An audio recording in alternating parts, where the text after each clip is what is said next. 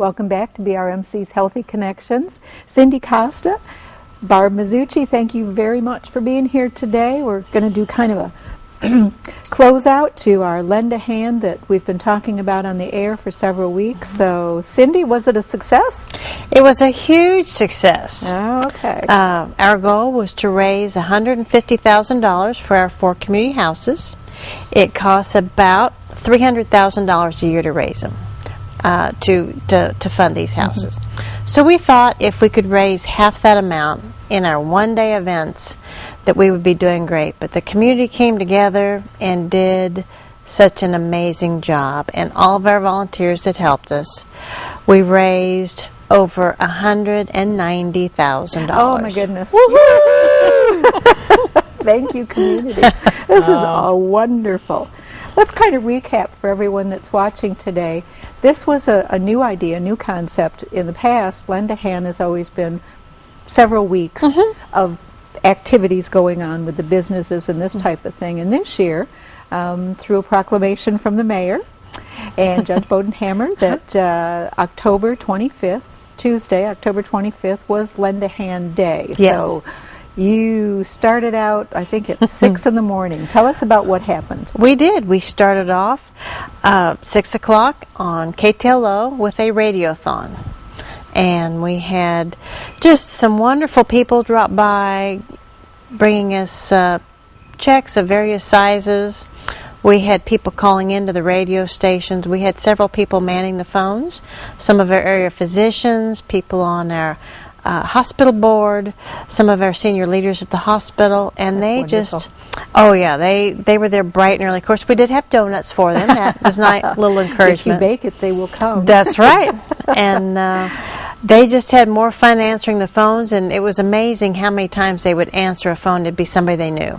Oh, I love it. So they enjoyed that. And then fairly early on, a little after 6:30, First National Bank came in with a challenge to the community, and they said that they would match up to the first $15,000 pledged from the phone-a-thon. This community never fails to amaze me with their generosity. That's right. They understand the importance of having the 4 community houses, and we're going to talk about those in depth in just a little bit. But Barb, you kind of stepped in there. You stepped up to the plate, and about 9 o'clock in the hospital itself, what was going on there? Well, probably a couple of months ago, I was asked, yeah, that seems like just a couple of weeks ago, a few months ago, Barney and Cindy came to me to see if I would help out with the Lend a Hand campaign this year, and I had not previously done that, but I thought, oh, what a great opportunity. So I ran a phone-a-thon from 9 a.m. until 6 p.m.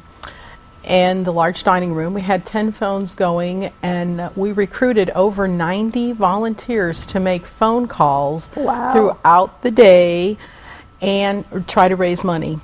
And we certainly did a great job. Everyone got out their phone lists. Our goal really was to get the word out about the community houses and what a wonderful job they do to serve our community. Once we got the word out, the donations just flooded in. We didn't have any trouble having people want to donate to keep those services going for our community members. And we were fortunate enough, out of that $190,000, to raise $20,000. Oh, congratulations. We were thrilled. That's wonderful. And that's a hard task. I mean, really, I don't know that anyone wants to ask anyone else for funding, but in this particular case, because people become more and more aware, you're making them aware of what a benefit to the community these 4 community houses are. I think it got a little easier maybe this year. So it really wasn't as difficult as I thought it was going to be. Once people understand what we represent and how these community houses can help touch a life, it was an easy sell. Yeah, everyone was willing to jump in and help. And then I remember wandering out into the parking lot. Number one, you could not have gotten a better day weather-wise. Oh, it was one of those Chamber of Commerce days. Yeah. Hi, come to the Mountain Home Valley. And weather was crisp and clear. And the banks in the area, 5 of the banks I saw had set up their huge grills. Oh, yes. And were grilling hot dogs and hamburgers for the community. Thousands of them. We had people from all over the community come and enjoy a free lunch. Our employees, our volunteers, and K-Tillo was there again, playing music the whole time. It went on from 11 till 2. Great music. You know, people got to see each other that hadn't seen each other for a while. And it also gave the community an opportunity to tour these 4 houses, because the tents were right out in front of them. And people were amazed. They had no idea. None. Yeah. And they were so thrilled that we have those in our community, because little did they know, there's no houses like this, you know, in the rest of the country, not 4 of them together. All together. You might find a cancer support house, you might find a diabetes education center. A few places have centers on aging and women's health education houses, but not all in one place. Not all in one place. No. We're going to go into a little depth. Talk to us now about, especially with Breast Cancer Support Month being in October, and I know the Race for the Cure was down in Little Rock just recently as well. That's right. So talk to us about the Pites Cancer Support House, Cindy. Well, what's going on over there? You know, they're having so much fun over there. You know, a lot of people, you know, they hear the word cancer and it's just scary. But they have created such an atmosphere, such a warmth over there, that the minute people set foot in those doors, they just feel a sense of peace. They're welcomed. You know, if this is something new that they're going through, they've been newly diagnosed, they are matched up with someone immediately that has gone through the same type of cancer. If it's a woman undergoing chemotherapy and her hair is coming out, which is devastating, there's a gorgeous, gorgeous room filled with the most spectacular wigs you've ever seen. And they're all free. Woman goes in, she gets to choose whatever she wants. If she's never been a redhead, she can be a redhead. You know, she gets to play and have fun. They have cosmetologists that come in to teach them how to put on makeup, because your skin and your face goes through changes with these treatments. And then they take home a beautiful makeup kit full of all kinds of good things. There are support groups, just all different kinds. But I think the main thing over there is they know they're not alone. They don't have to go through this alone.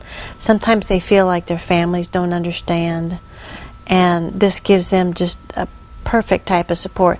And they're only one of 17 in the entire nation. Wow. Yeah.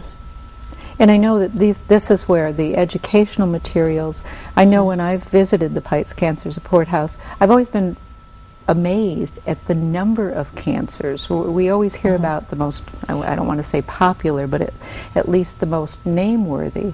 And I had no idea how many different types of cancer.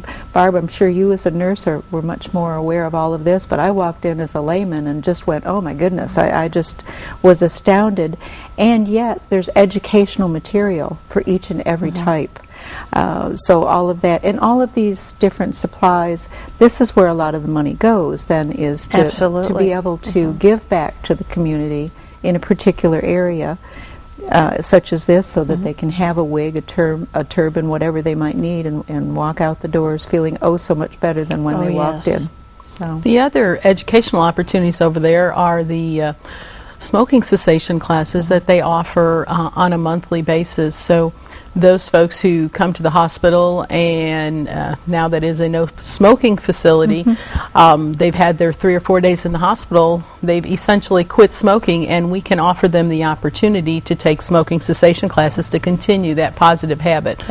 And those are all free to the community, and that's kind of what some of the money goes for, to offer those classes with patches and teaching and follow-up to help our community become healthier. Right, we've got to pay for the supplies that to provide for these classes. So, well, that's Pites. Let's move on down. I always like to go, since there are houses in a row, the Rappel Diabetes Learning Center.